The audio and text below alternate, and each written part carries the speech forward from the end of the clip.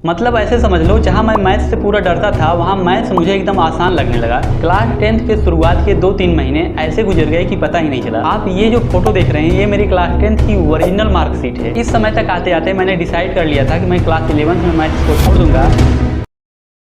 In my board exam I have scored 95 marks in mathematics. और सिर्फ maths में ही नहीं, even in Hindi, social science, English I have scored around 90+ marks. और ये मैं ऐसे ही नहीं फेंक रहा, अभी मैं आपको अपनी क्लास 10th की ओरिजिनल मार्कशीट दिखाऊंगा जिसे आप प्रूफ के तौर पर देख सकते हैं। आज के इस वीडियो में मैं आपको मेरी सारी स्ट्रेटेजी, प्लानिंग, बुक्स और गाइड ये सब बताने वाला हूँ। और सबसे इम्पॉर्टेंट बात, मैंने कितने PYQ सॉल्व किए थे और कहाँ से सॉल्व किए थे और आपको कितने PYQ सॉल्व करने। हेलो एवरीवन, दिस इज प्रशांत शर्मा। चलिए स्टार्ट करते हैं। आप ये जो फोटो देख रहे हैं ये मेरी क्लास 10th की ओरिजिनल मार्कशीट है और आप इसमें मेरे मार्क भी देख सकते हैं। हिंदी में 90, सोशल साइंस में 89, इंग्लिश में 85 और मैथमेटिक्स में 95। मेन बात यह है कि मैंने पढ़ाई कैसे की थी। क्लास 10th के शुरुआत के 2-3 महीने ऐसे गुजर गए कि पता ही नहीं चला। अप्रैल का पूरा महीना, मई का आधा महीना, जुलाई और अगस्त। इस समय तक आते आते मैंने डिसाइड कर लिया था कि मैं क्लास 11th में मैथ्स को छोड़ दूंगा और बायोलॉजी लेकर के अपने करियर की शुरुआत करूंगा। लेकिन फिर एक दिन ऐसा आया जब मैंने मैथ्स की एक नई बुक खरीदी, मास्टर माइंड। और भाई उस दिन के बाद से मैंने पीछे मुड़कर कभी नहीं देखा। क्योंकि नया नया बुक था तो थोड़ा इंटरेस्ट बढ़ा। मैंने कुछ क्वेश्चन सॉल्व किए तो इससे कॉन्फिडेंस आया। फिर मैंने कुछ क्वेश्चन सॉल्व किए और कॉन्फिडेंस बढ़ा। ऐसे करते करते, प्रैक्टिस करते करते धीरे धीरे मैंने चैप्टर वाइज उसमें जितने भी क्वेश्चन थे, चाहे वो एग्जाम्पल के हों या प्रैक्टिस सेट के हों, मैंने सारे क्वेश्चन को सॉल्व कर लिए।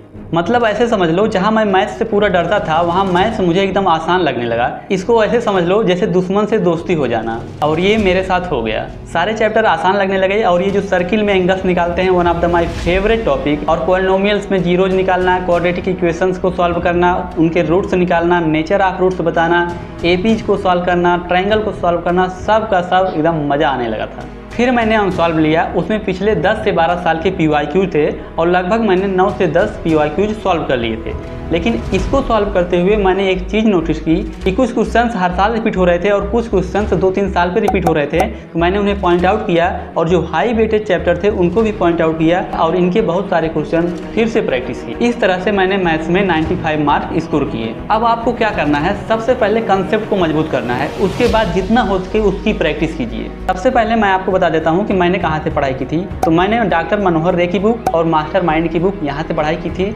और मैंने PYQs के लिए अनसॉल्व को सॉल्व किया था और इससे ज़्यादा मैंने कुछ भी नहीं किया था। आपके पास NCERT है, RD शर्मा की बुक है, मनोहर रे की बुक है, मास्टर माइंड की बुक है। आप कोई भी बुक उठा करके पूरी तैयारी कीजिए। अगर आपको PYQ सॉल्व करना है, आप अनसॉल्व और NCERT एग्जाम्पलर को जरूर कीजिए। अगर आप फ्री में पढ़ना चाहते हैं तो YouTube is the best platform. कीजिए पढ़ाई, नहीं तो करिए स्क्रोलिंग। अगर आप इस टेक्निक को फॉलो करते हैं तो आप सिर्फ मैथ्स में ही नहीं, सभी सब्जेक्ट में 95% स्कोर कर सकते हैं। अगर ये वीडियो आपके माइंडसेट में थोड़ा सा भी वैल्यू ऐड किया हो तो वीडियो को लाइक करना, शेयर करना और ऐसे ही वैल्यूएबल कंटेंट के लिए चैनल को अभी सब्सक्राइब करो।